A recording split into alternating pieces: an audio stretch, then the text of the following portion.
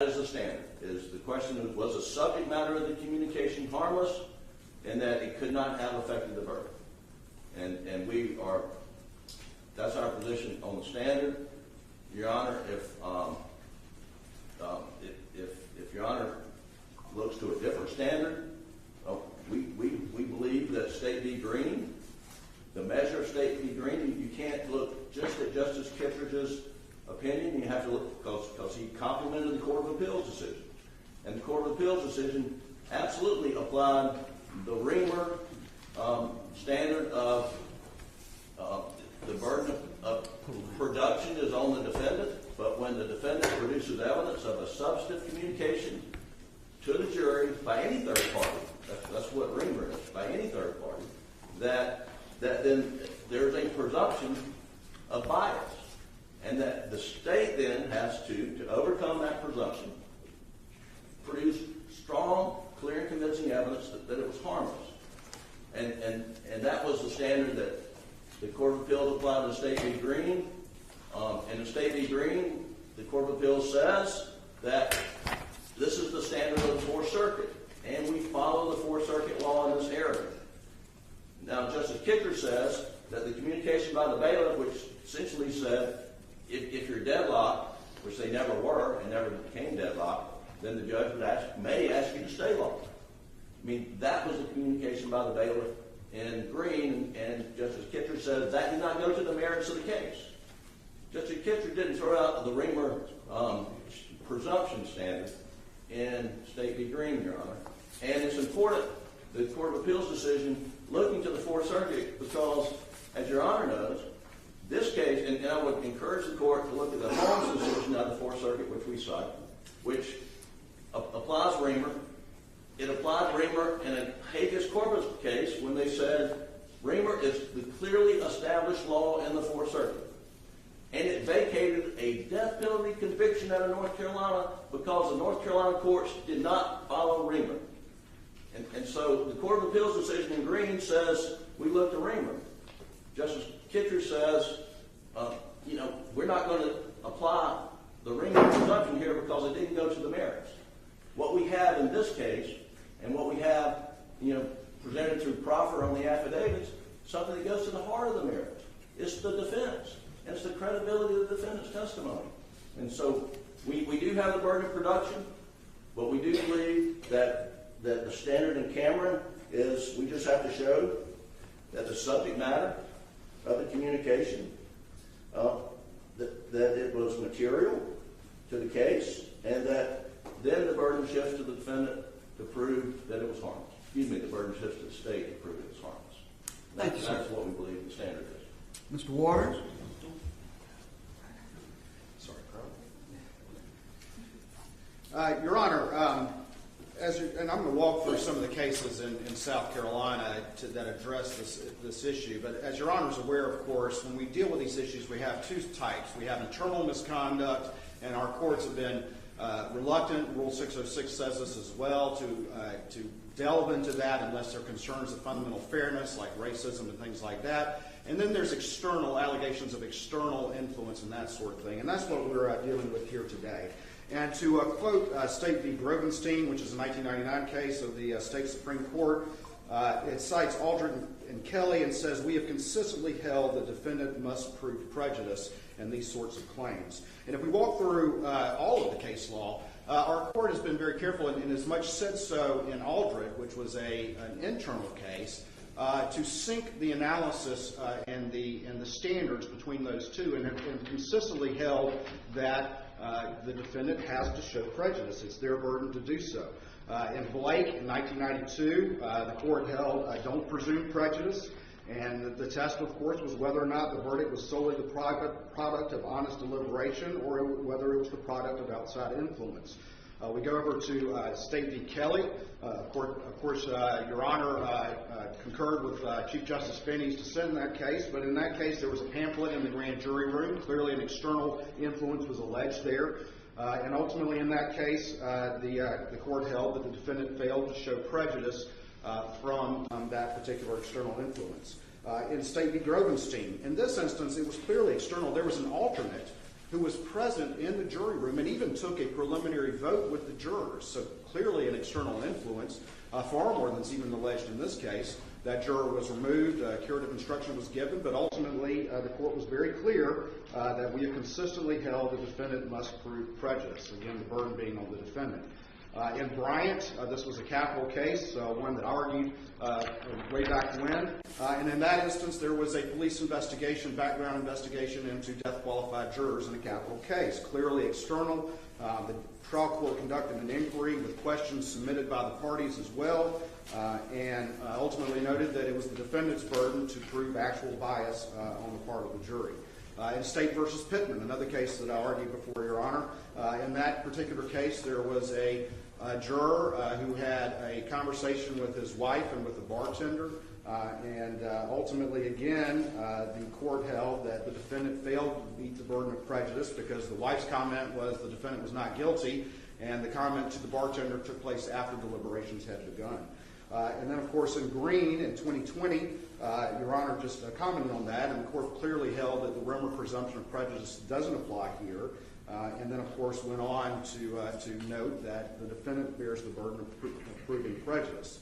And Cameron is a case that they rely on a lot, and I would say this about Cameron, that Cameron, of course, goes on to say that the mere fact of any official communication does not necessarily mean that the jury was prejudiced, and went on again to do a prejudice analysis and a harmless error analysis. Covington is a Court of Appeals case from 2000. In this particular case, there were jurors who supposedly knew the defendant and knew some external information about whether or not he had had previous difficulties with his wife and that sort of thing. Clearly external information. And again, the court held that the defendant failed to show prejudice. So the case law in South Carolina, both from our state Supreme Court as well as our state Court of Appeals, is clear, it's in sync, it's uniform, that it's the defendant's burden to show prejudice. And that's, of course, only after there's a determination that any sort of extraneous influence occurred. And that would be the state's position, that it is the defendant's burden. And again, we can address at the appropriate time what the state's position is as to the order in which the evidentiary hearing should go. Thank you, sir. Mr. Griffin, can you reply? Yes, Your Honor. There is a tremendous difference in the law as to how the court analyzes juror misconduct, as in Kelly, where the juror reaches out to her pastor, gets a pamphlet, brings it into the jury room, and that was found during the course of the trial. The trial judge removed juror O, who had gotten a pamphlet, voir dired every juror to ask what effect that had and if they could put that out of their mind and then deliberate. So that happened during the middle of the trial, but it was juror misconduct. All the other cases that he cited and the state relies upon are juror misconduct cases. Not unauthorized third-party communication that goes to the heart of the Sixth Amendment, right by a defendant to confront his accuser, to cross-examine witnesses who present evidence. When a third party makes an improper contact with the deliberating jury before they deliberate, that falls at the heart of the Sixth Amendment, which is a different animal altogether than where a juror engages in misconduct. And that's where you get to Cameron. That's where you get to Green, which Green says it was a procedural communication, not a marriage communication. And Your Honor, in Bryant, well, I would note, Your Honor, dissented in Kelly, but in Bryant, I mean, no jurors were interviewed, as best we could tell by the record. But in Bryant, it was a death penalty case. Law enforcement, I believe it was Horry County, were out questioning the jurors' relatives and friends and trying to get their belief as to whether they believe in the death penalty. Apparently, some of that kind of leaked back to one juror, or maybe, but there was no record saying the jurors were prejudiced by that. But the court said that behavior cannot stand, and we find prejudice based on the conduct, not on the juror's testimony. And they didn't use the word presumption, but they found prejudice. And I don't want to get caught up in this issue of do we have to establish prejudice? I think prejudice is established, but the question, it has to be established, but the question is it presumed under the circumstances? And if it's presumed under the circumstances, what does the state have to rebut it? And so prejudice is a touchstone, but the question is of evidentiary presumption. Here, where there's a third-party communication that goes to the merits of the case, the law is crystal clear that there is a presumption of prejudice, and the state has the burden of proving it's harmless beyond a doubt. Thank you, sir. Thank you. All right. Mr. Waters? I'm not going to go back and forth a million times, but if you want to have a short comment and additional thought. Very short, Your Honor. He said that these were not external influence cases, and every one of them that I listed was, Your Honor. Blake was a bailiff. Kelly was a pamphlet. Again, it was an external piece of information coming in. Grovenstein, it was an alternate. Again, that's an external influence. Bryant was a police investigation. Pittman was a bartender and a wife's comment. Green was a bailiff. And Covington was evidence that was not admitted at trial that the jurors were aware of. So clearly all of those were external influence cases, Your Honor. All right.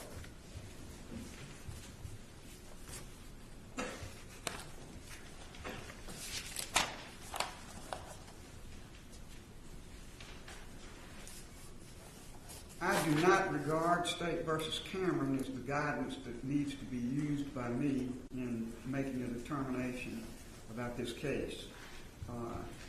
It's a Court of Appeals case.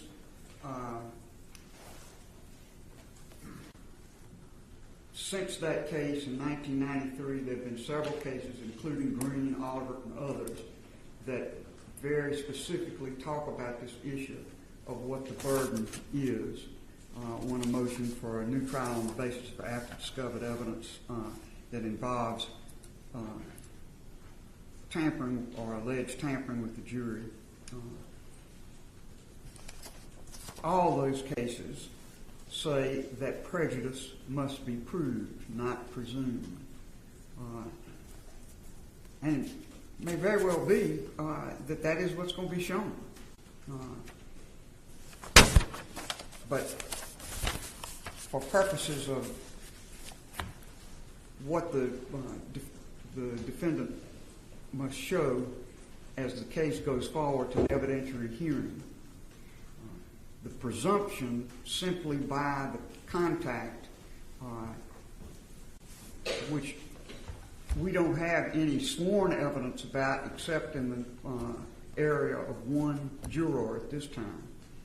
A presumption is not the way to examine this issue, but rather specific evidence about what was said, when it was said, and how it was perceived by the juror is what I believe is required by State versus Green and other cases. And therefore, that is the approach I will take. All right, the next area of inquiry is the procedural argument of the State that this matter was untimely made. Mr. Waters? Yes, ma'am, Your Honor. And again, we have raised the issue, as I talked about earlier, that we believe that there is at least an inquiry as to a procedural bar, that if the defense was aware of these allegations during the 10 days, then it is not after discovered evidence and the motion is untimely. And additionally, we also, as I previously expressed, have raised the issue that the affidavits on their face are insufficient to put in play an evidentiary hearing, and there are multiple cases that have in the state that have held. I think Yarborough is one of those that have held that where that showing was not made, that the trial court properly denied an evidentiary hearing. So we would just preserve those issues, understanding the court's plan or procedure that you previously expressed. All right. Mr. Griffin or Mr. Harpootlian, let me say that I will say to the defense, to the State, I believe that issue needs further exploration, so I am not prepared to rule that this matter is untimely in the least. We're going to have a hearing on this matter, at which time this issue will be further explored. So the State has preserved its position, but you need not argue about that matter at this time. Thank you, Your Honor. And now the matter that to me is the heart and soul of what we're doing today is the witnesses, the exhibits, and the procedure needed with respect to the witnesses. And the witnesses at least, are the jurors and the clerk of court, Ms. Hill. What I'd like each side to explore with me is how those witnesses should be presented, who should present them, and how they should be questioned, and whether there are any brackets or limitations that should be imposed on what these witnesses are asked. And I will begin with the jurors, which is really the heart and soul of the matter. Other witnesses are very secondary to the first issue, which is the jurors themselves. Mr. Harpootlian, you are the moving party, and you may proceed. Your Honor, we agree all 12 jurors should testify. I think both sides agree, Your Honor, it's a question of jurors. The only question is, not only question, but the first question would be, as Your Honor questions these jurors, would you, in all the cases the judge questions the jurors, would you want suggestions from us as to what additional questions after they respond to your questions, that raise additional questions? That's number one. Number two, each one of these jurors, except of the original 12, I think all have been interviewed. Maybe two have not been interviewed by SLED and given statements, recorded statements. The rest have all given recorded statements. And then SLED prepared a memorandum of interview. We have reviewed all these videos and the MOIs, and I can tell the court that the MOIs aren't consistent in many instances with what was said on the video, to the extent that information was left out. Now, if Your Honor is going to be very restrictive and ask, did the court communicate something to you, and did it affect your decision? I guess that's what we're hearing, Your Honor, when you're following State versus Green. If you're going to say that, ask those questions. There's some of these jurors who indicated they heard the court say what the juror that gave the affidavit for us say, and I think they're going to say it didn't affect them, which is fine. If it affected that one juror, we believe that's enough. And that juror has obviously given an affidavit to us. The alternate, which was excused, and we keep calling her the egg lady, but she was also excused, the alternate because she wasn't needed, the egg lady because the judge found that she had contact with people and discussed the case. They further indicated that the court said what we say she said, and we believe they should be examined. We'll be happy to do that, or the court can do that. So there are witnesses, and then we have the court herself. I talked to her lawyer this morning, who indicated she has not made a decision as to whether or not she would assert any constitutional right not to testify, and obviously that would be on a question-by-question basis. Maybe, I don't know, we're not ready to argue what the standard is on the Fifth Amendment this morning.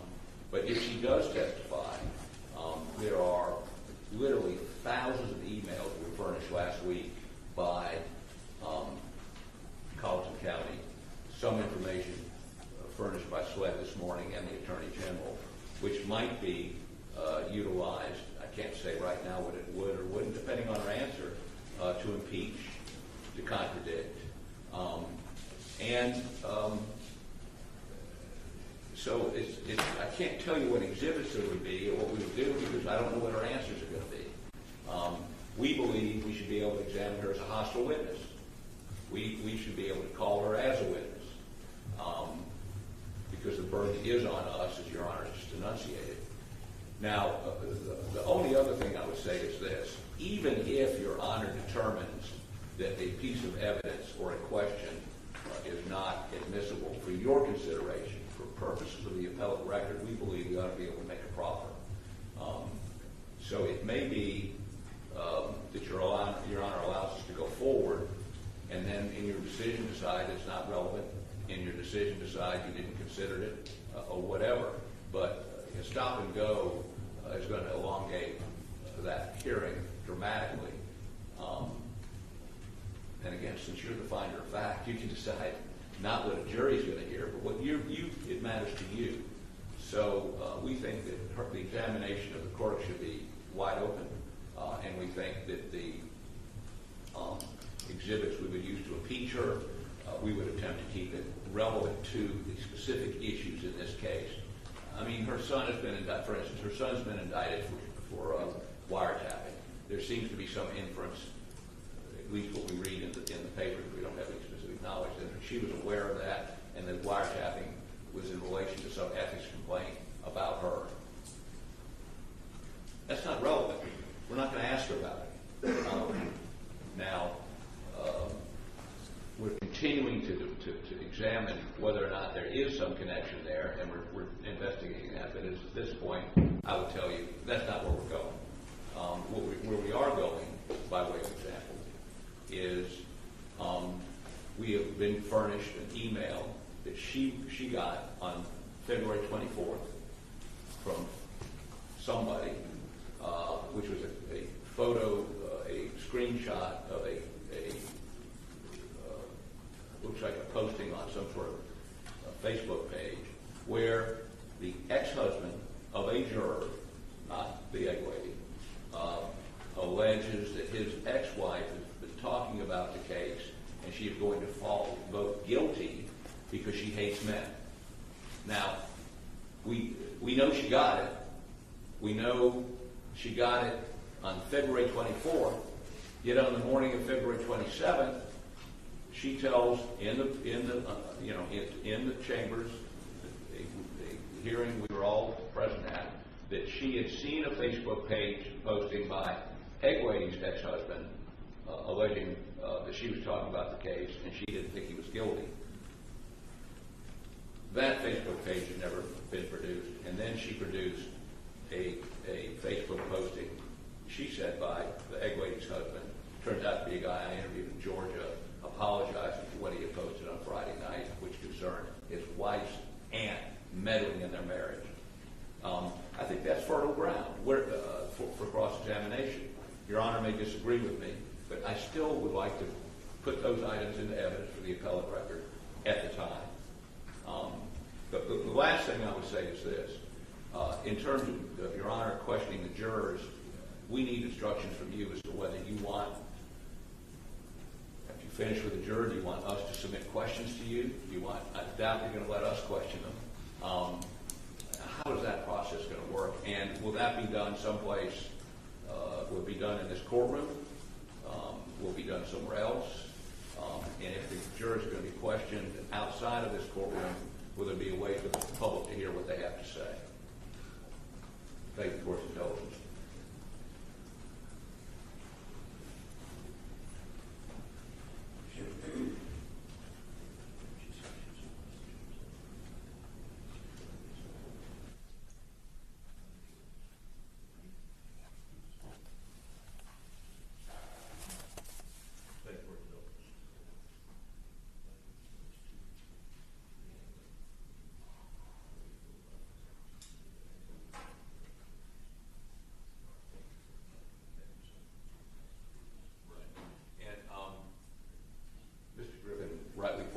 It's not just what they heard,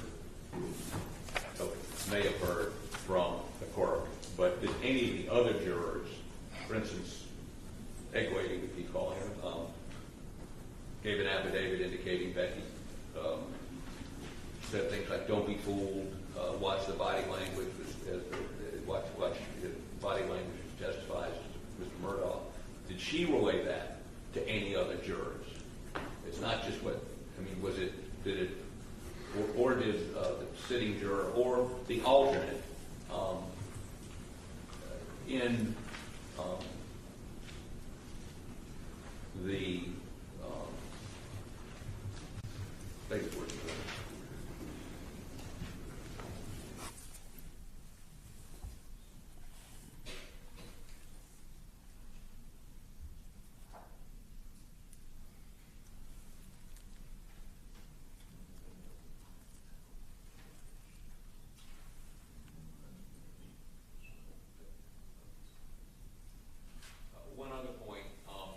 in the memorandum of interview, now, the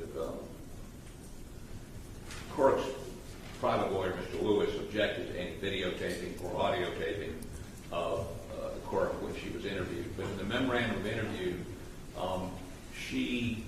that is, Cork indicated she had conversations with the 408 outside the presence of the rest of the jury about what was going on in the jury room. Obviously, I would cross-examine her on that, but it may be necessary if she testifies to things that are inconsistent in that MOI for us to call the sweat agent that did the interview to corroborate the MOI. The MOI may be introducible in and of itself as an exception to the hearsay rule, but I believe it may be necessary for us to call the sweat agent.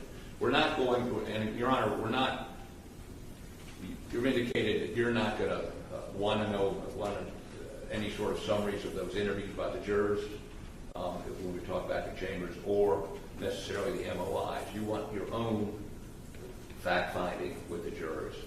To the extent that they contradict those, we may put all of that into the record for appellate purposes. And if you want to see those before you have this hearing, we obviously put those. We could put those into the record today, or have those available to you, both the MOIs and the videos. We're obviously we're going to do whatever you tell us to do, but we're looking for some guides as to if there's anything we can get you prior to that evidentiary hearing concerning those memorandums of interview by the SWED agents and the videotapes. Whatever you instruct us to do. Thank you for your indulgence, Phil.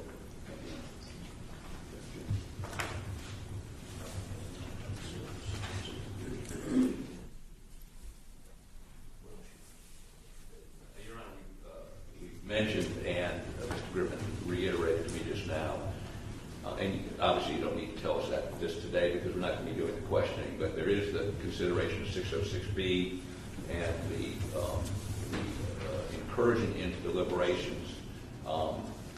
At some point, we don't need to know that today, but at some point prior to you questioning the jurors, we'd like you to enunciate what your position is on that. You're going to have to outline that a little bit more for me. What part of 606B are you discussing? Well, it says, if I can find my glasses,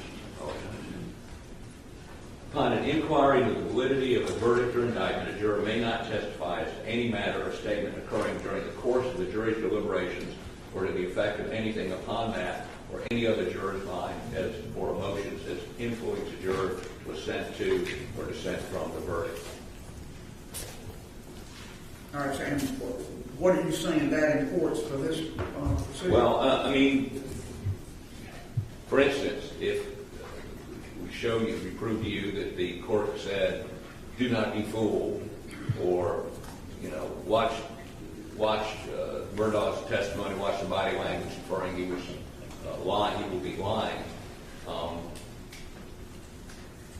One of the issues is if the juror who sat during the deliberations who said that the court said that, did she discuss that with any other jurors? Did she infect the jury? Does this allow you to do that? Well, you certainly, if you go to 606B, it gives you some guidance about that. It says, upon inquiry into the validity of a verdict or indictment, a juror may not testify as to any matter or statement occurring during the course of the jury's deliberations or to the effect of anything upon that or any other juror's mind or emotions influencing the juror to assent or dissent from the verdict or indictment or concerning the juror's mental processes, except a juror may testify on the question whether extraneous, prejudicial information was improperly brought to the jury's attention or whether any outside influence was improperly brought to bear upon any juror, nor may a juror's affidavit or evidence of any statement by the juror concerning a matter about which juror would be precluded from testifying be received for these purposes. I take that to give us the guidance we need about the parameters of the questions. But if, again, if the juror that gave us the affidavit, would she be asked, did you discuss that during deliberations? Could she do that? That apparently is very questionable under the terms of 606. Yes, ma'am. And I intend to abide by that. The way those questions have been asked in many cases I have reviewed is to ask the juror whether that's still their verdict. If they asked about improper context and they talk about improper context, then the way to pursue it beyond that for the judge is to ask about the impact on the verdict, not on the deliberations themselves. That may be a small slice of difference, but I think it's very important to understand that no one, not myself or anyone else, is going to be asking the juror about the specifics of their deliberation, and the rule is quite clear about that. Okay. And is it clear that you will not be using the SLED interviews or MOIs to attempt to impeach? I told you when that was brought to my attention in our Chamber's conference this morning, I haven't made my mind up about that. I don't know what's in those summaries or anything else, and we're going to have to discuss that. But again, I'm the one doing the questioning at this point, Mr. Harper. Yes. Yes. And I'm trying to perceive what you all are asking, and I'm going to go to the state now and see what their reaction is to what you said. Thank you, Your Honor. Mr. Waters? Thank you, Your Honor. May it please the Court. Your Honor, again, we would concur with what Your Honor just said about Rule 606 and, of course, all the cases that we've talked about, and the need to show prejudice. And obviously, when you're talking about external influence, that prejudice, which will be an appropriate subject of inquiry to the jurors, is whether or not there was an impact on the verdict. And we, of course, have suggested to Your Honor, not only based on the cases, that should be judicially conducted in a manner that protects the privacy of those jurors and it protects the privacy of their identities. These jurors were drafted into service, and this inquiry, of course, has to happen, but it needs to be conducted in a manner that respects their privacy and should be, of course, judicially conducted. We have suggested those two questions. If we look at the Bryant case specifically talked about the fact that depending on how the examination goes, there could be questions suggested by the parties. And obviously, I think we would need to cross that bridge if and when that bridge needs to be crossed. And that starts with the court's inquiry to those jurors, and only if something arises that needs further inquiry could that be addressed at that point. And that could be even a discussion from counsel with the court as to what additional questions may be proper. When the state first became aware of these allegations, the first thing that we did was have SLED do an independent investigation, and the goal was, good, bad, or ugly, to get to the bottom of what, if anything, happened. And the result of that is why we're still here today. And that is that in speaking with the jurors that spoke to us, that the balance of the evidence, as well as in talking to the clerk staff, was that there was no impact on any verdict. There was nothing unprofessional or untoward that happened that had any effect on the verdict. And so when we did that inquiry, and that is what the jurors said, that is why we're here today, and that's what this hearing is going to address. The only juror that we have is the one who filed the affidavit. That's 630, and even she, or that person, only said that she, eventually voted guilty because she felt pressured by the other jurors. Did not even mention any external impact. And so unless she's going to change her story, that is what was in her affidavit. So the balance of the evidence is the reason why we're here today, and why this hearing needs to take place. Your Honor, as far as inquiry to those jurors, again, there could be a need that the parties would suggest questions, and it could be, depending on how things go, that the affidavits or maybe even the recordings, all of which have been provided to the defense, the full recordings of those interviews of any potential witness in this case have been provided to the defense. It could be that issues could arise from either the state or the defense as to impeachment. And we can address those issues as they arise under the appropriate rules, 608, 613, and the like, dealing with not only prior inconsistent statements, but other evidence that would be properly impeachable. Ultimately, I do need to address one thing as it deals with all of this, and that is the defense's contention that somehow the clerk is a party opponent in this particular case, and we believe that that is incorrect. Obviously, there is a hearsay exception or a non-hearsay determination in the evidentiary rules, I believe in 801, that excludes statements of a party opponent. But just because the clerk is an elected official and of the state, that does not make them a party opponent in the way that term is defined. A party opponent is an active litigant before the case, and that is, I think, different. So we would certainly say that the hearsay rules would still be in effect as it relates to Ms. Hill and any testimony that she may provide. I know there's been some discussion about the order in which the witnesses may be called and whether or not Ms. Hill would be a hostile witness. And obviously that's under Rule 611 and I believe C, which will allow leading questions, if a person is hostile.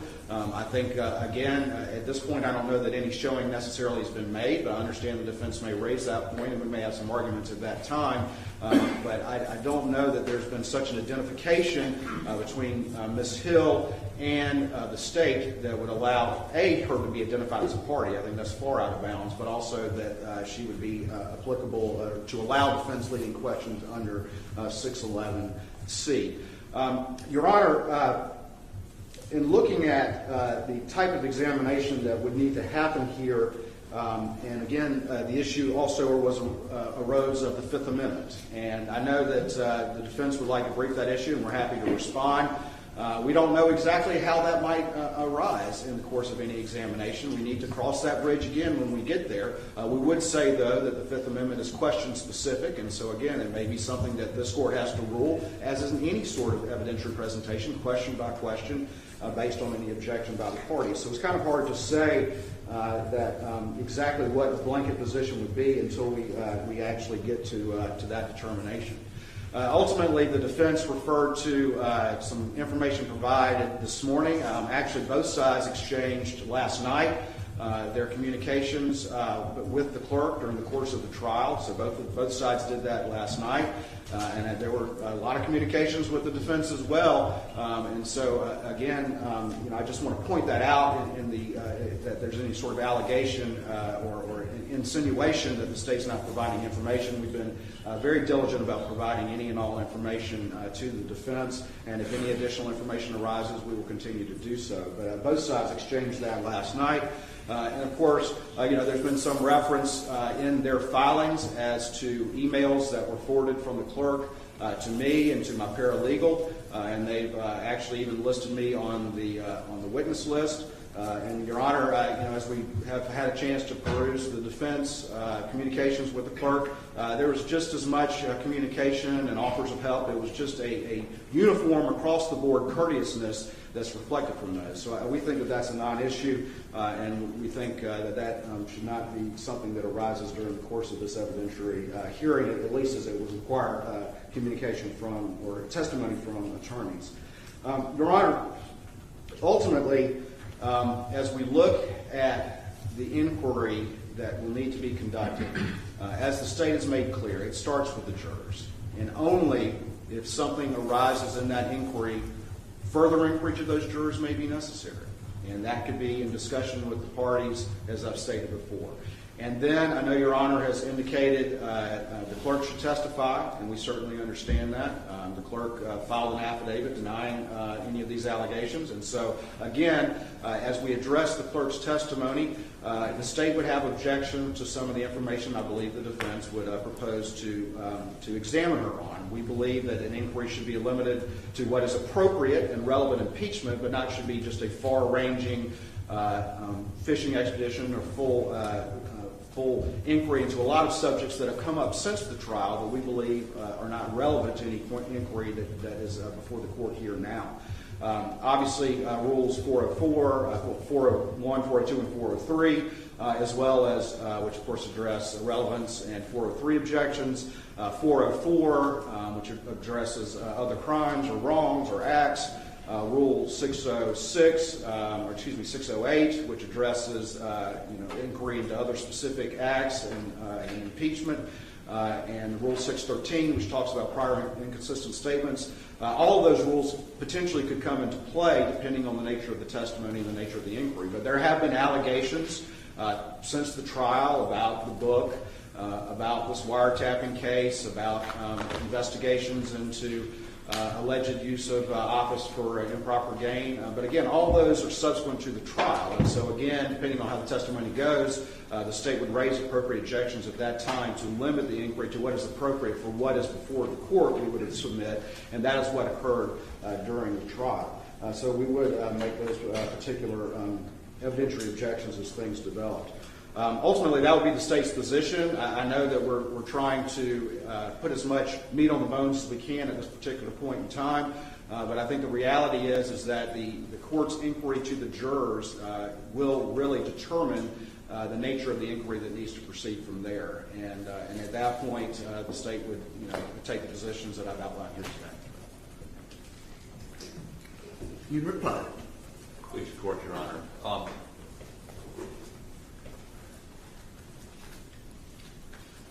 404, I find it somewhat ironic. The state is quoting Rule 404, Your Honor. One of the exceptions to 404, I noticed to be surprising to Mr. Waters, is motive, as if he'd never heard that before.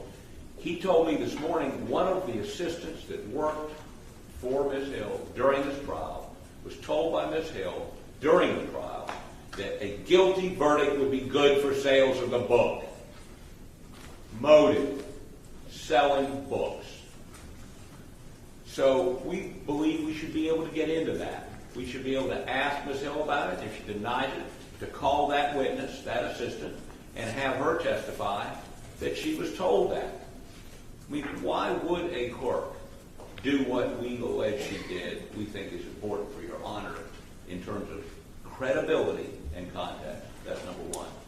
Number two, Your Honor, I think we've all agreed you're going to ask the questions, whether we agree or not. And we do agree with that. The question's going to become, as we go through that process, how, if a juror says X and they've said in their interview Y, or if they've said to us Y, or didn't include it in their original affidavit, and you don't ask that question initially, how are you going to handle, or do you care, how we suggest to you a further question? Because, as Your Honor's seen this morning, the back and forth can go on for a while, and we certainly don't want that to go on with a juror. So we're going to need some guidance on that. I'm not expecting that guidance this morning. The last thing is, as these jurors are examined, I need to understand a little bit about the logistics. Are we going to do it in this courtroom? Are we going to do it in another courtroom? Is the public going to be able to hear the responses? Will there be an audio feed if we do it somewhere else? Are you going to have cameras turned? You can do it in this courtroom and have cameras turned off? And we're obviously not going to refer to jurors by their names. Even though 3 of these jurors went on the Today Show, another one went on ABC. They were all in the courtroom when the judge had them brought in. They were in the courtroom, all except one of them, for the verdict. Cameras were there then. Again, I'm sensitive to their anonymity, but I don't know that any of them have any real anonymity anymore. Saying that, I think it's important not only for Your Honor to hear their answers, but for the public to hear their answers. Thanks. Thank you.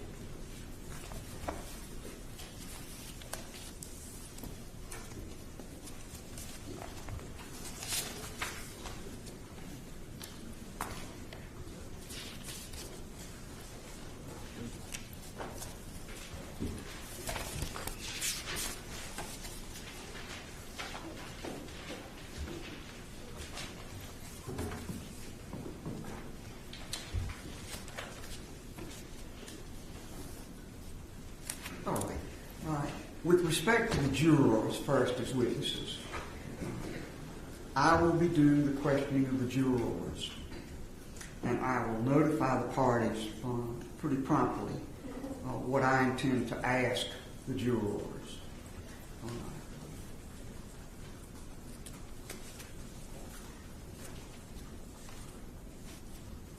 the ambit of what I will be asking them is informed by the question of whether improper contact was made with them and whether it affected their verdict.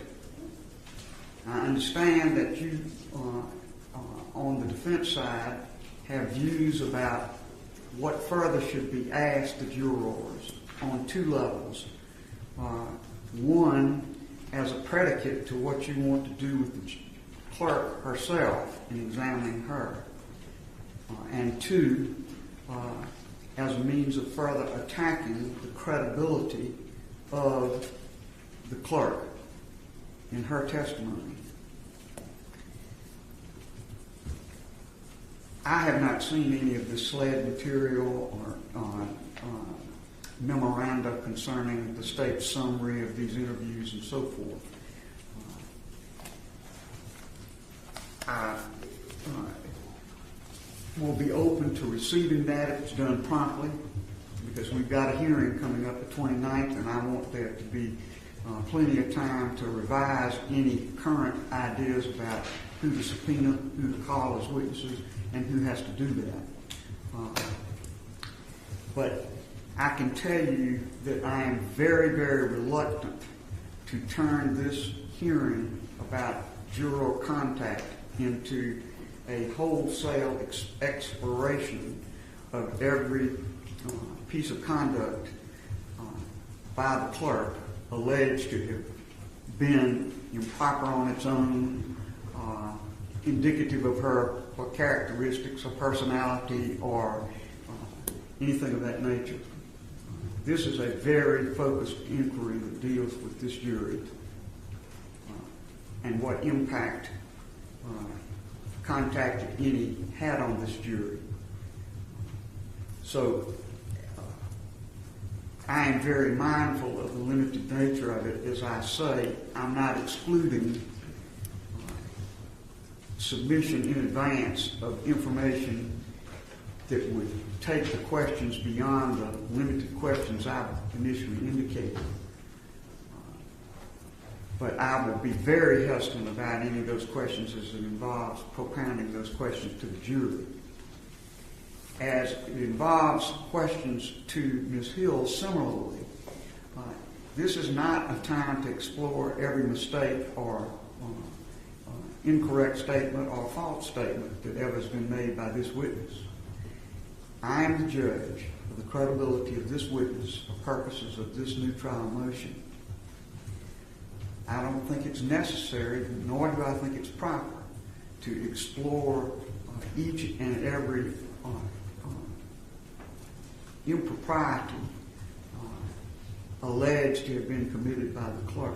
At the same time, what specifically should be asked is something that I will look at as I look at the submissions that are made before the hearing takes place about what is requested to be allowed as topics for questioning of the clerk and what exhibits should be used. I can't imagine allowing thousands of emails to be made exhibits in this process. Either emails sent by her to attorneys in the case, to other court officials in the case, or to other individuals during the course of the trial of the case. I certainly will try to preserve the appellate posture of defense in this regard, but I will put certain limitations on just a wholesale exploration of every problematic piece of conduct, ethical, dealings with the county, and so forth. This is a very focused inquiry about this jury and its ability to render the verdict it rendered in an impartial manner. So I say that to tell you that when the clerk is offered, and I think the clerk is going to have to be offered as a witness, the whole allegation revolves around the contention that the clerk made contact with the jury about matters material to their verdict, that contact was improper, and that it impacted their verdict. There's a whole lot more that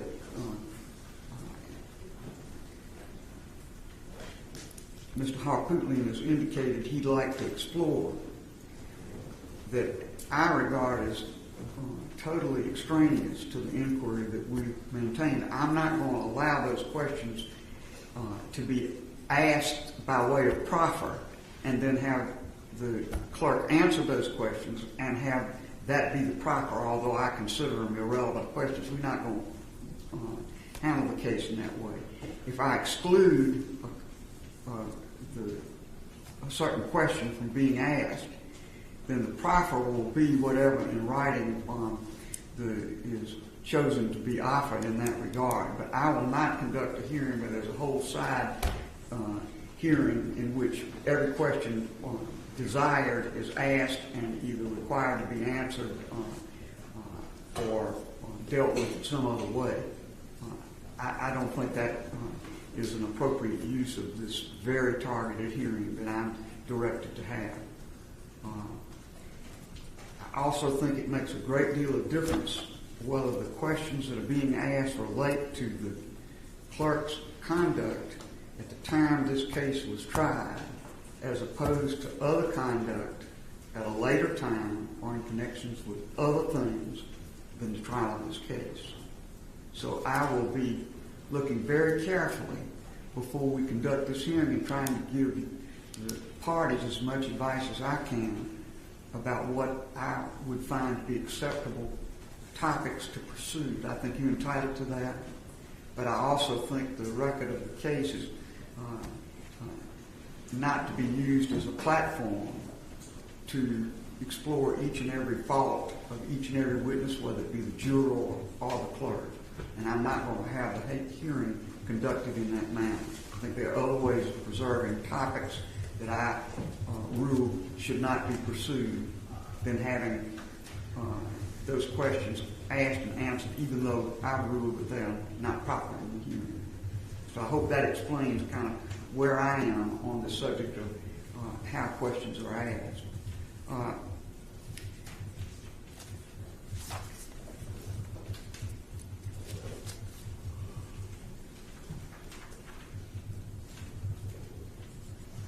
And therefore, some of the suggestions that are made in the filings you've made with me about the additional witnesses you'd like to call and subpoenas, I think we need to be sure we're all on the same page about what is acceptable in evidence and what is not. But I can tell you that I would not allow the subpoenaing and examination of attorneys in this case, of the judge who heard the case, or any of those type of witnesses. This case is very focused on the jurors and the clerk of court, as I see it. Now, it's about 11:15, close to it. I'm going to do this. I'm going to take a break for a minute. Let's take until 11:25 as a break. And in that time, I would hope that you formulate the other things you think we need to look at by way of the specifics of how this matter is to be conducted. I will then do two things. When I come back and ask you for further ideas, both sides, as to who should be called, get very specific about who can be called and who cannot, who should offer these witnesses. And I would also at that time ask those who represent potential witnesses in this matter to come forward and have a conversation with me about your position on behalf of your clients. I think that's particularly important because as we have the actual hearing itself, I've never heard of a situation where a witness can have their lawyer actively participate in the examination of the witness in a proceeding in which the witness is being offered. So I would not allow that, but I think we can protect the legal positions that attorneys for witnesses want to take and need to take and want to put upon the record by pursuing in the way I've just outlined, and I'll be prepared to do that when we return. All right, court will be in recess. Thank you, Your Honor. Thank you, Your Honor.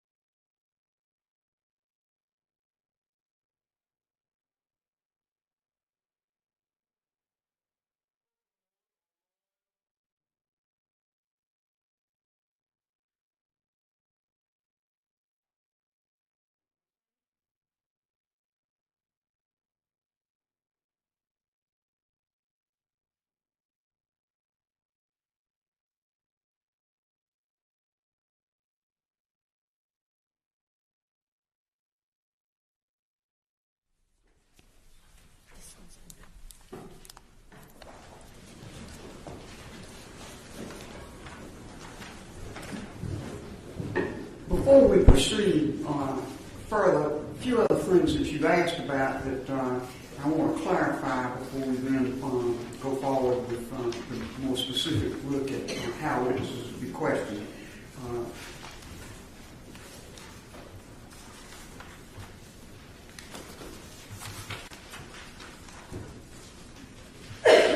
First of all, how the jurors will be questioned. Everything will be done in open court. The jurors will be referred to by number. The court TV cameras, which are the ones used to film these proceedings, will not be allowed to focus on the image of the jurors as witnesses. And if there's some need to further obscure the way they are presented, we can talk about that. But they'll be examined right here in the courtroom as other witnesses would be. And I kind of looked at a little bit of exchange we'll have with attorneys for the jurors to see what we can work out about exactly how the jurors are presented. But everything will be on the record here in open court with measures taken to ensure the privacy of the jurors. No photographs would be permitted of the jurors or anything of that nature. And I believe if I announce that in advance, the press that are present, the press that have covered this proceeding throughout have been respectful of the judge's requests, and I'm very confident they will be in this matter as well.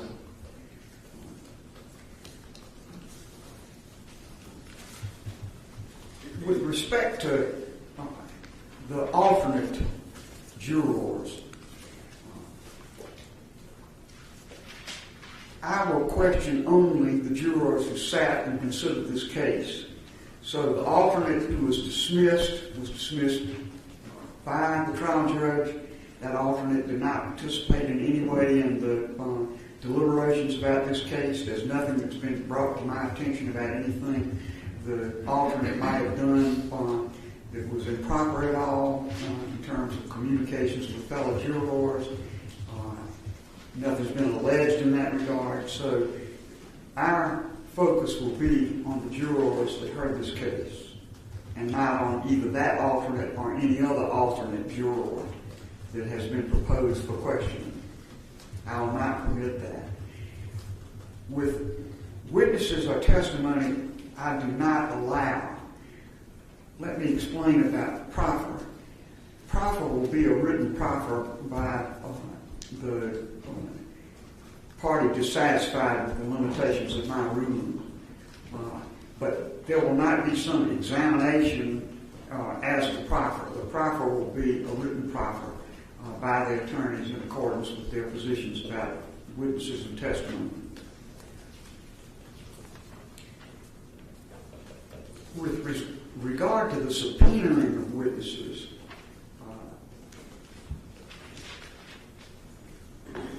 the parties should subpoena these witnesses. And when it comes to the jurors, I would urge that the parties, the state and defendant, jointly deal with the issue of subpoena of these witnesses. I do not think it is the court's place to subpoena witnesses or order witnesses' appearances. This case is driven by the parties and their positions. The initial position of defense was that only certain jurors should be called. The state said no jurors should be called, but if you do, all should be called. All who sat on the case should be called. If the parties can't agree on how that subpoena should be accomplished, then I'm sure they'll let me know, and I'll try to take some measures in that regard. The concept I would have is that the jurors would report to a place that I will specify, and that when they report, they would be taken to a room with appropriate supervision by court personnel, and then called individually to recite their testimony. And then when their testimony was complete, they would simply take their place in the jury box until all were questioned. And then if there were any questions further by me that would be collectively made to the jury, I could do that. And if there are any further questions that were submitted to me by the parties that I chose to question, I would do that. And then when all of that was complete, the jurors would be allowed to be dismissed. So that is how I would handle the juror witness portion of this. And of course, I know I'm going to get some commentary from each side about that, and that's why I talk about this in advance. The other witness that surely needs to be called because of the allegations made is the clerk of court. The state has submitted a preliminary affidavit by the clerk of court, and the defense has many areas that they want to explore for the court. Again, I would like for the parties to develop some joint way of subpoenaing the clerk of court. And if I need to be a part of that, then I'm sure the parties will let me know. But I say this for the benefit, particularly of the attorney for the clerk of court, to know that I would expect that the clerk of court will be called as a witness in these proceedings, 29, 30, and 31 if necessary.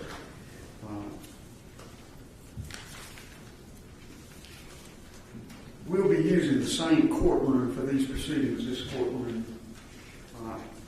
And 3B will be used as an overflow for the press. Excuse me, 3A is the one over here, and that's the one I'll be using to conduct the hearing. This courtroom we're sitting in now will be an overflow courtroom for press with I'm sure, a court TV monitor that's available for them to monitor the proceedings if there's not enough room. Based on the attendance today, it might be plenty of room, but we'll see. We'll have this as, I will try to figure out a way to be sure that the broadcast in here of the proceedings will not interfere with the conduct of the hearing past this partition next door.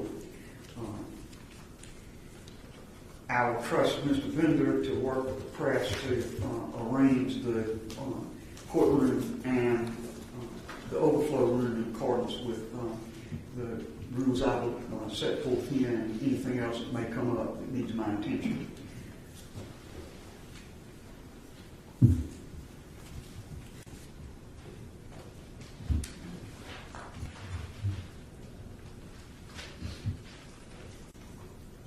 I think that covers it at the present time. So the first thing I'd like to do is to get some clarity from the attorneys as to what furthermore, for the parties, as to what furthermore needs to be discussed. And then after that, we'll explore with the attorneys for the jurors and the attorney for Clark Hill any other issues that still need to be developed.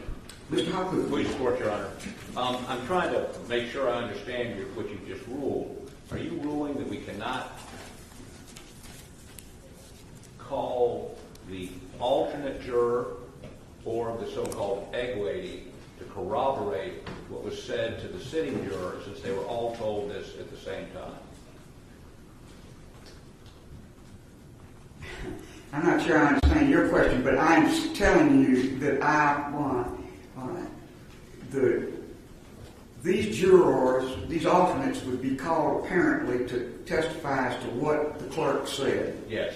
At the present time, I see no necessity for them to be called to say what the clerk said because we're talking about what the clerk said to the remaining jurors, those who actually sat on the case. The corroboration is something I don't think I need at this time. I think I'm perfectly capable of evaluating what the jurors tell me, and I'll do that. I think I'm also perfectly capable of evaluating the credibility of Ms. Hill and the jurors for that matter. Well, Your Honor, for us to, and then you said you wouldn't allow a proffer of that except in writing. Now, yes, I'm not going to have a courtroom proffer of any kind. If you want to proffer what would be offered by means of affidavits, copies of emails, anything else you want to, that's fine. But I am not going to have a courtroom proffer. No. I think The only reason for the proffer would be to preserve your right to appeal. I believe your right to appeal my rulings would be perfectly preserved, frankly, even if you didn't have a proffer, but even more so if you supply an in-writing proffer. Well, I'm trying to determine whether an affidavit is sufficient for an appellate court, federal or state, when the state won't have an opportunity to examine that witness. But I mean, they've given, I mean, we can get more detailed affidavits.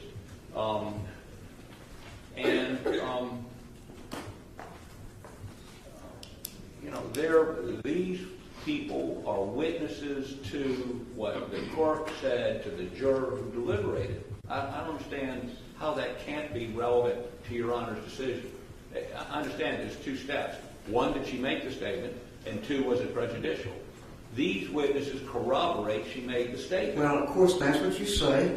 So far, I haven't seen any of that. If that's what you say and you offer it to me in some form that I can evaluate it, I may revisit that decision. At the present time, but at the present time, I see nothing that prompts me to think I need to have people who did not sit on the case talk about what they think the clerk said to other people when I've got to direct people to who it said that I will question.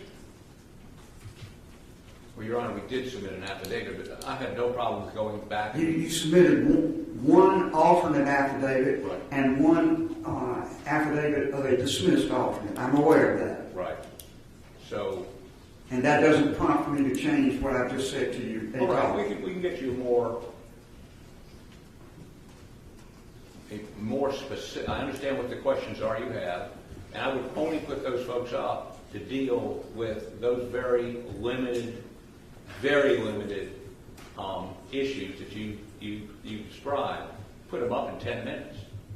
Well, again, I'm not going to rule in a vacuum. I'll see what you say, and I'll rule upon it. We'll get affidavits and file them with the court. Very good. Thank you.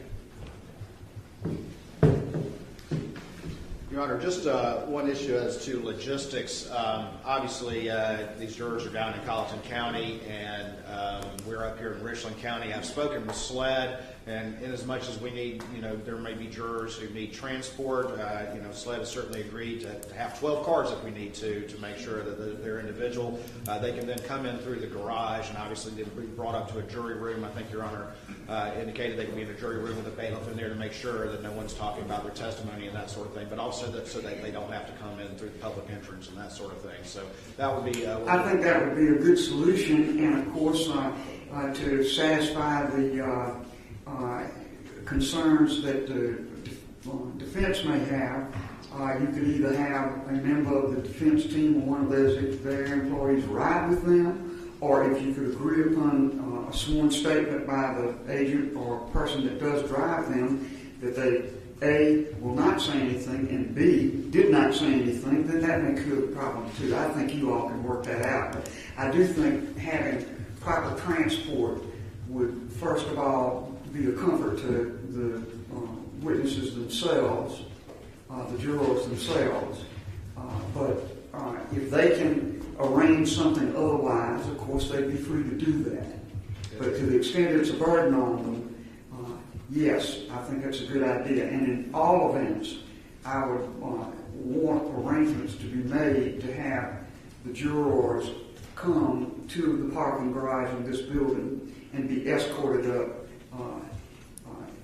in a private way into their assembly room. And yeah, absolutely, Your Honor, and we will, and I'm sure SLED, I've already spoken with them about that, have uninvolved agents who will be under strict instructions not to discuss the case, and happy to have them sign affidavits or whatever to that Very effect. good. All right, anything further before I go to the lawyers for the jurors? All right. Your Honor, only one other point, and that is you've asked us to give you exhibits that we would use. Yes, sir. Having not asked or had the opportunity to ask Ms. Hill a single question, I can't tell you, in terms of, there's not thousands of emails we've used, probably 5. I'm just going on some of the descriptions that were in the filings y'all have made to me. Well, we've received thousands of emails from Colleton County based on a subpoena we issued. We've received hundreds of pages from the AG's office and from SWED. It'll make it a lot simpler if it's a small number and a discrete number, submitting them to me. Again, I told you I would evaluate that when I get them. Of course, I don't think you can evaluate them until she testifies. You know, I think you're going to have to trust that I am going to do some evaluating before she testifies.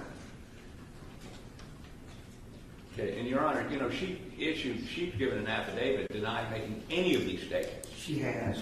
So these alternate jurors that have been dismissed, would you allow us to call them to impeach her if that's what she testifies to? At the present time, the answer to that is no, as I have indicated. But again, I'm not going to rule in a vacuum. I would hope that what you all will do is send me a pretty specific idea of what you want and how you want me to permit it.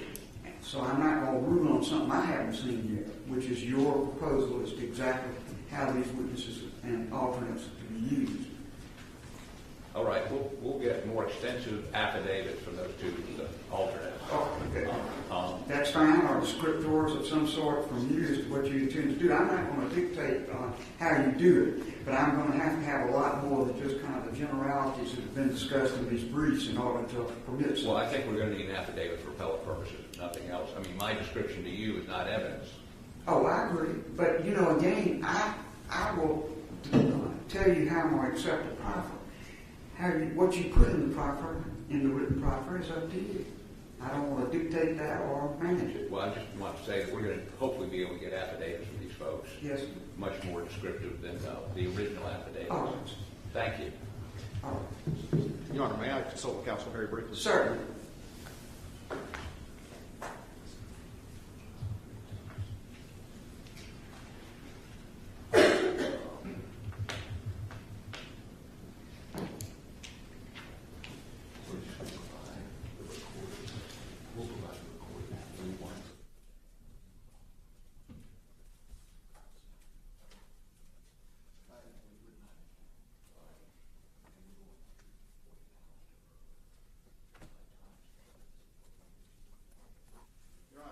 One of the things that was discussed earlier was the independent SLED investigation that was done. There were recordings of some of these interviews and MOIs prepared that were just meant to be summaries. I know Your Honor mentioned earlier that you would be open to receiving those. Sure, I'd be glad to review any of that. Discussed that with counsel, and I believe they said, well, we want to send the ones we want to send. I think if Your Honor is amenable to that, we would just add Your Honor to the discovery upload that was provided to the defense so that information is available to the court for whatever purposes the court deems necessary. Can I ask this? Yes, ma'am. First, would that discovery upload include your interviews, the tape of the interviews, as well as your summary of them? Yes, ma'am. All right. I will ask you to let my clerk, Eva Diaz, talk with you afterwards about how to send me something of that volume. Sure. Our court IT has a lot of barriers in our system to us receiving even conventional websites and web tools for examining in volume documents. And so I will want her to interact with you all about exactly how I am to receive that material. But yes, I would be happy to receive it. And we would be happy to get a couple of flash drives and provide it that way, if that makes sense. That might be the better way to do it, Yes, because, again, I can very easily examine a flash drive, even though it takes a long time, particularly if you're kind enough to provide an index at the front of the flash drive as to where the various materials are located. That might be better than using one of these web document sources, since so many of them are excluded from our system. All right. Well, we'll prepare one and have a copy for you, Your Honor, and then for Ms. Diaz, the clerk, as well. Thank you. Now, on my list, I have in the courtroom at this time Mr. Bland, who represents certain of the jurors, Mr. McCullough, who represents certain of the jurors, and Mr. Lewis, who represents Ms. Hill. Are there others in the courtroom who represent jurors or Ms. Hill? But Your Honor, Ronnie Richter on Mary Plain's partner. Went a little fast for me. Ronnie Richter, Mr. Plain's partner. Right. Any others? All right. Well, then we'll begin with you, Mr. Bland, if you and Mr. Richter would come forward.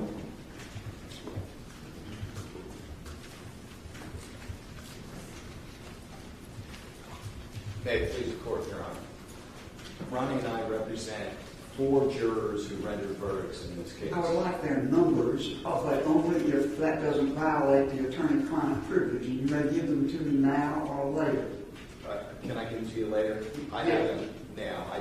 Our job is we want to preserve their anonymity. I understand. 2, we want to make sure that they're not harassed. And 3, we want to make sure that the verdicts of their conscience remain. And that is not only because they voted guilty. If they voted not guilty, we would feel the same way. After hearing what Your Honor has established by the way of procedures, we're very comfortable with what you have established to protect their anonymity and that they're not harassed. Ronnie came up with a good suggestion. Maybe you renumber the jurors 1 through 12, and that way, because there has been some public disclosure of the jurors' numbers in some of those emails, they were the big batch of emails that Mr. Harpootlian referenced. So maybe we cross-reference with the chart 1 through 12 in the juror numbers. But as far as the questioning goes, there's no need for us to be part of this. You're going to make the questions. You indicated that you're going to preserve their anonymity, that they can't be photographed, they can't be on videotape, and that's about all we have to add. Yeah, Your Honor, I would amplify that I certainly respect and appreciate the significance of the issues that are before you. And I respect your decision that you're going to make this public. I would have asked you to make the jury portion a closed courtroom. And Your Honor, only for this reason. That I don't know what the jurors are going to say, I don't know what you're going to rule.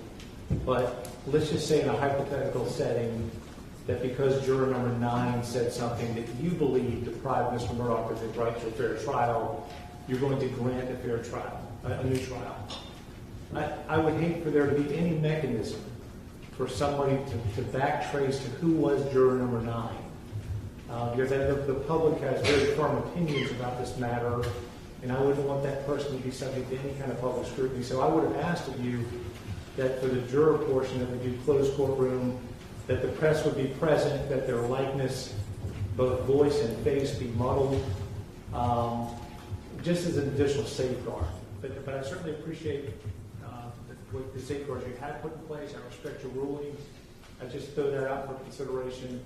And on a broader perspective, I know that you've had this experience as well, Your Honor. It's becoming more and more difficult in this state to see the jury. And I can't think of anything more injurious to jury service on a broader perspective than to see jurors who've given up 6 weeks of their lives being pulled back in for a process like this, as necessary as it is. So I worry that the process be handled as gingerly as possible so as not to further prejudice our ability to get juries going forward. Thank you, sir. What I will do is this. I think your suggestion of renumbering is a good one. It's something that my clerk and I have talked about between the two of us as well. In every proceeding I've ever seen where a juror was questioned, in every case I've read where jurors were questioned because of allegations either during trial or post-trial that they had been tampered with, those proceedings have been in open court. And I don't feel it would be appropriate for me to have some kind of in-camera proceeding, even if it included the attorneys that would have to, and even if it included members of the press but not the general public. I don't think that is in keeping with the public nature of trials in this state and the public nature of court proceedings. However, I think we could make some protective arrangements for when they testify and the ability to be dismissed after they testify that would protect them from being settled upon to the best extent possible.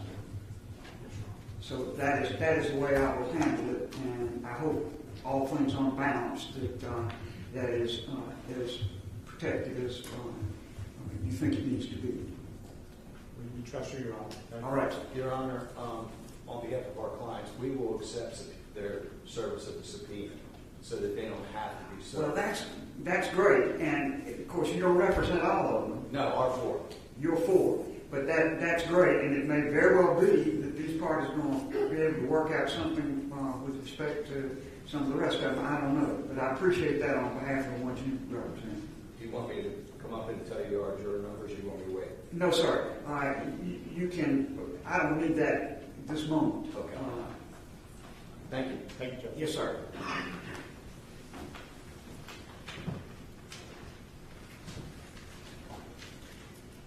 Mr. McCullough. Would you like me here or later? Go to the podium if you would, please.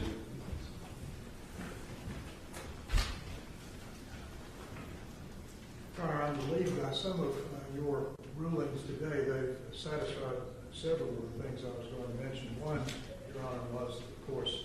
How many jurors do you represent? I'm sorry, Your Honor. I represent number 785 and 630. One was a deliberating juror, I suppose we could call her, and the other was the removed juror. Right. Now, with respect to the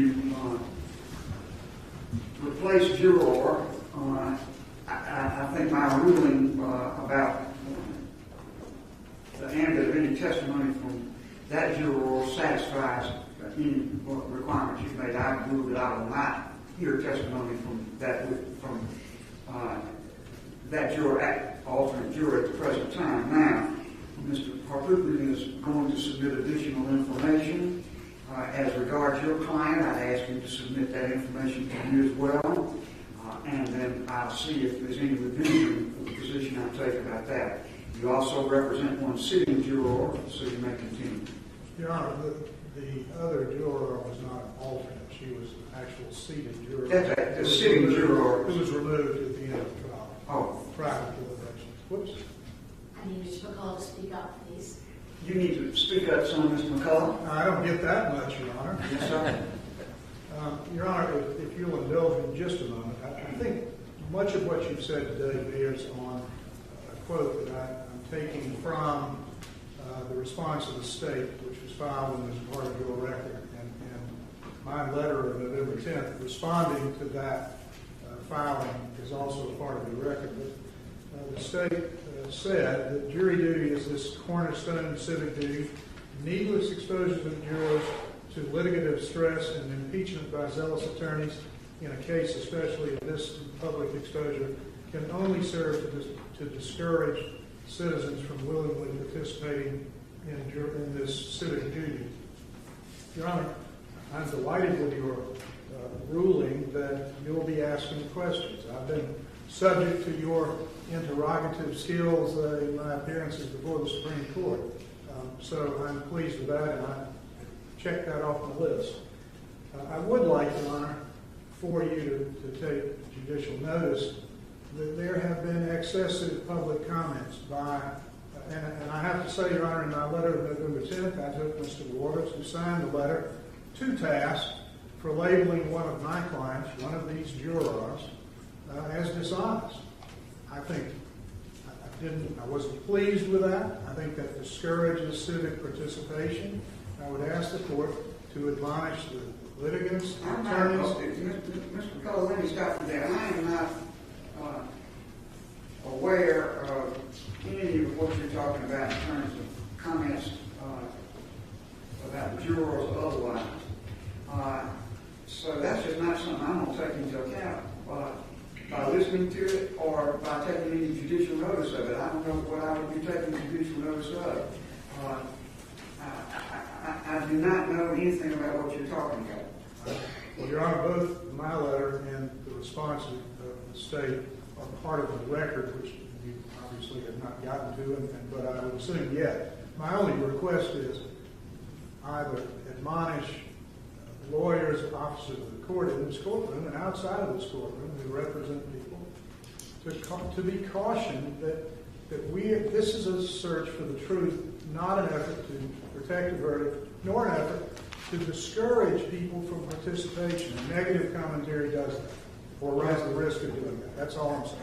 I understand, and I decline to instruct or admonish participants in this procedure in any way about what you say. Thank you. Your Honor, next, I like Mr. Richter and Mr. Bland, appreciate your efforts. I suspect that we will decline a ride to the courthouse, but I would ask the court to consider allowing the jurors who choose not to ride with SLED agents to be permitted an entry and exit from the courthouse that would involve or relieve them of the necessity of coming through the front door. I think I've already said that I will make arrangements for juror witnesses to report to the basement where the law enforcement station is, and they'll be appropriately directed to the assembly room. And Your Honor, lastly, I think, if I understand your rulings or discussions about the process that will occur here, this may run at odds with it, and I'm not arguing with you, Your Honor, you know best. I am of the belief that this litigative stress that I earlier referenced could be avoided, and the public and the media not denied their opportunity to gain access and knowledge of the proceedings by not exposing these jurors to a crowded gallery, a full gallery of press, by allowing its recording through, I understand, Court TV will be the pool camera. That is to say that I have actually, in my history, participated in proceedings that involved the questioning of jurors, which was done in camera. So I don't think it's without any precedent, but I would obviously respect your ruling, but I would ask you to consider or reconsider that no damage would be done to the right of the public to know and participate in the proceedings, but you can accomplish the same thing by allowing the pool camera and avoid the distraction and the imposition of that on these jurors. And I hear what you're saying, and I'm not inclined to change the ruling I've made at the present time, but I'll keep an open mind about it as we make pre-trial preparations for the hearing. At the present time, the jurors will be examined in the courtroom, as I have indicated, with appropriate identity protection. Thank you, Your Honor. And subject to your rulings, I will have both of my clients available for these parties as they might be needed, subject to your subsequent ruling. Thank you. Thank you. Your Honor, do you expect all jurors to be present for all 3 days? So, let me make it very clear that I expect the jurors will be the first witnesses to be called in these proceedings. And the jurors will testify, and then they would be dismissed. They would not be required to stay for the rest of the proceedings at all. So that is very much a part of my thought about what it takes to protect their identities. They would be protected as best I can, and the ability of others to come and beset them with questions as they leave would be protected. So, Do you expect that you could get through all 12 in one day, or should I tell them, because a couple have to take off for work? yes, I do. Okay, thank you. All right. And Mr. Lewis.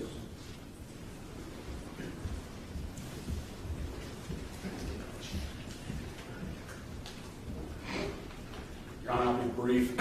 In light of your rulings, I don't think you need much from me. The only thing that I'll add is I'll have Ms. Hill available for here as the parties need them, and happy to accept service to alleviate one issue for this court. Unless you need anything else from me, Your Honor.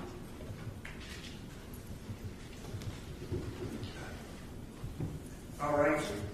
Thank you for that. And before you leave the podium, let me just consult with the lawyers. I'm not going to ask them to examine you. That wouldn't be fair at all. But I'm going to ask them if there's anything else I need to inquire of before I let you go. But as I understand it, the subpoena, and we would have a formal subpoena of Ms. Hill, would be placed in your hands as her attorney. And you will assure her appearance, and I appreciate that very much. Absolutely. Is there anything else on behalf of Mr. Murdaugh? Your Honor, just in an effort to try to expedite this matter, I have two questions. One, will Ms. Hill meet with Mr. Griffin and I? We'll evaluate that. You'll evaluate it. Okay, that's all I can ask. And secondly, should we have her here on that Monday, or wait? I mean, if you're going to be doing the jurors most of all She should day. be here as court begins. All right. Thank you. Nothing from the state, Your Honor. All right. Thank you, Your Honor.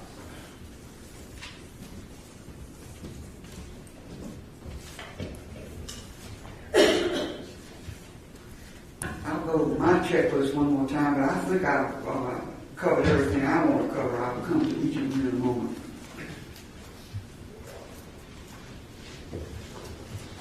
Yes, just to clarify other witnesses, as matters now stand, the witnesses in this proceeding would be jurors and Ms. Hill.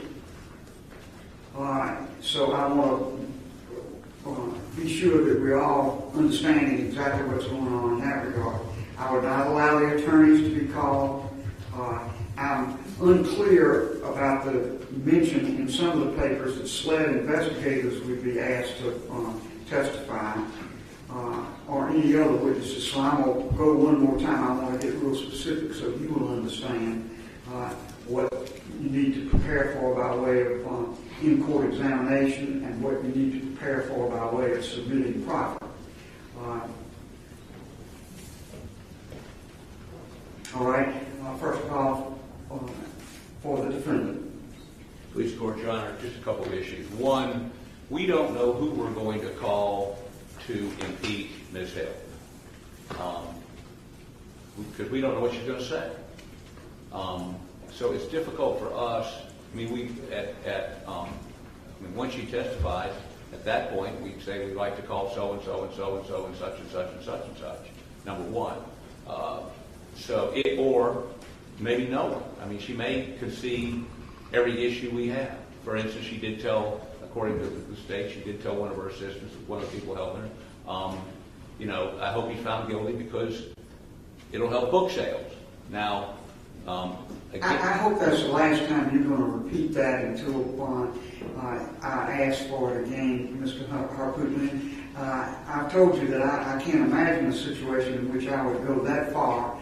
A statement like that, and she may well have said it, if it goes to anything I'm asked to consider, it would be to her credibility. And I'll evaluate whether I think that's even proper to ask, but let's move on from that. but there are other questions concerning her credibility. Yes, sir. 404 motive. If she did this, it is a crime. And so, the questions of why she would have done this extraordinary act, and we can argue this at another time, but in terms of me the reason I mention it is for us to proffer those people now, not knowing what she may admit. That question may get asked, she may admit it. There's no witness that needs to be called. So it's difficult for me to game this out. I don't think I've ever been asked to list witnesses I would call to impeach somebody if they lie under oath. I've never heard of such a thing, but I will attempt to do the witnesses we would call prior to Ms. Hill's testimony. That's all I think I can do, if that makes sense. It doesn't make complete sense to me because this is not the trial of Ms. Hill. And issues about motive and so forth and the possible commission of crimes are not what this inquiry is about. It is about her contact with any of the jurors and what she said. So I will be treading very carefully with a good deal of what you say about what you might or might not ask. But I am going to ask all the parties to be pretty specific with me about what I should be asking the jurors, and I can make a decision in advance as to what I am going to do about that, and what is going to be, at least by general topic, pursued with witnesses. Yes, sure. And the reason I do that is because it gives me the opportunity to then consider what rulings I would make and move the proceedings along in an orderly way. Well, Your Honor, maybe premature for me to note this for the record, but we would accept your ruling on that. All right. Okay. Secondly, Mr. Murdaugh has been unable to review any of the discovered material in this case because of the confidentiality order prohibits us to distribute to him while he's in jail. We don't have time in the next less than 2 weeks to go sit down with him and review everything. Would Your Honor allow him to have, and the materials are not as to the evidence in the underlying case, it's as to juror issues. And while he is no longer a lawyer, he was a lawyer at one point, and can evaluate this and be of assistance to us if he has an opportunity to review that material.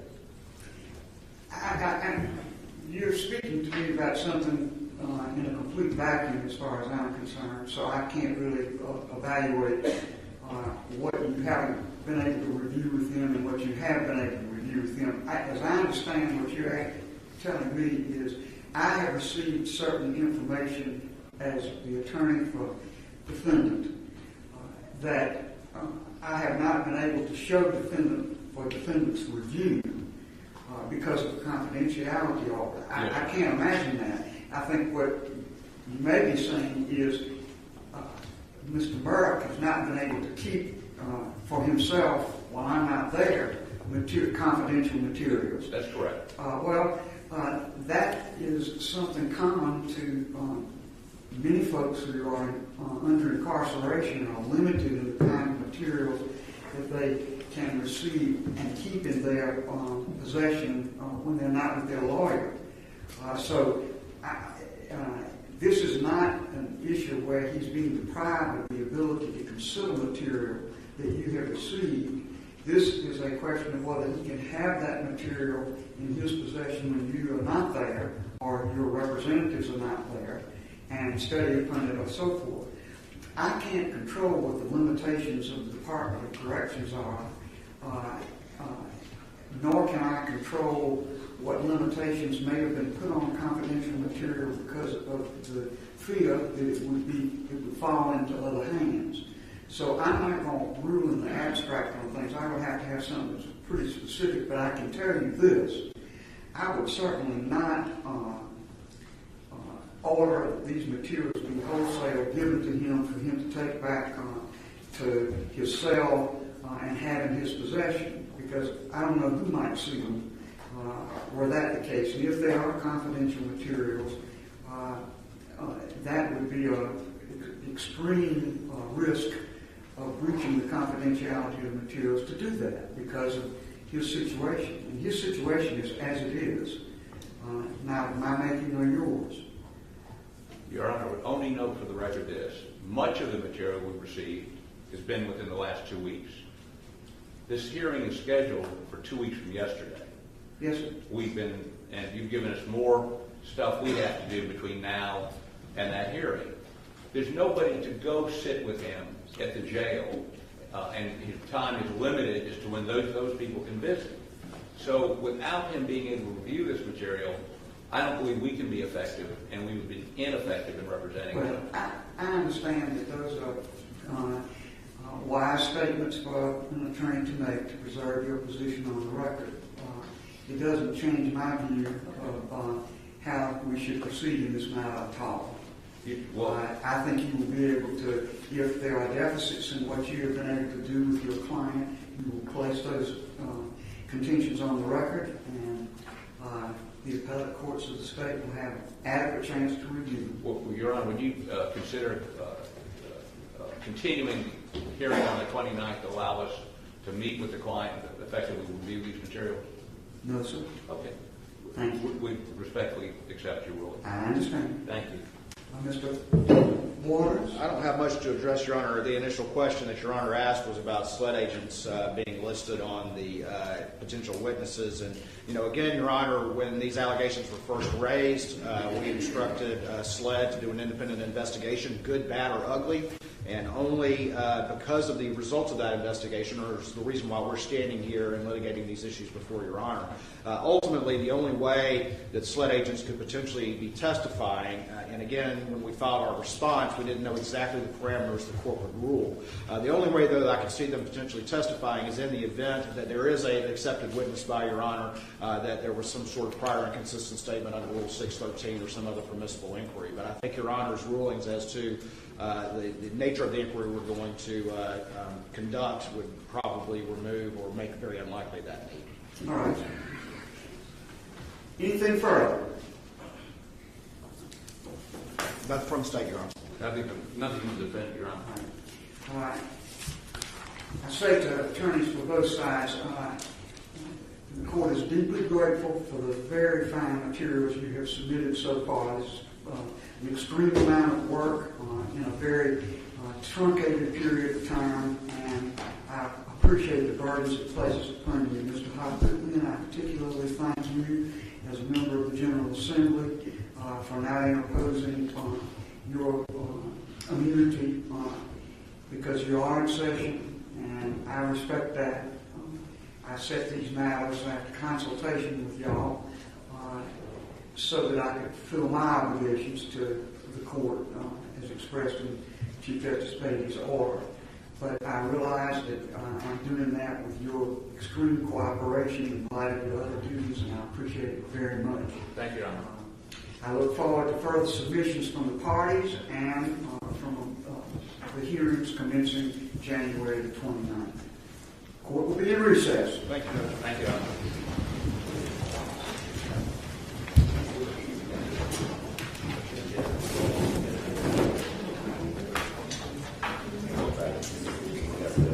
Parties, what's going on?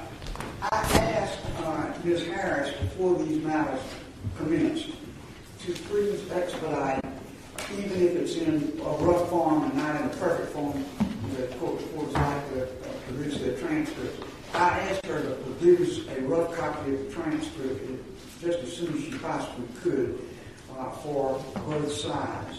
I hope you all will consider, without me having to order it, sharing the expense of this production, this early production of the rough copy of this matter. She will be in touch with you, and you may be in touch with her with regard to the rough transcript of these proceedings. We'll be in recess. Thank you, Your Honor.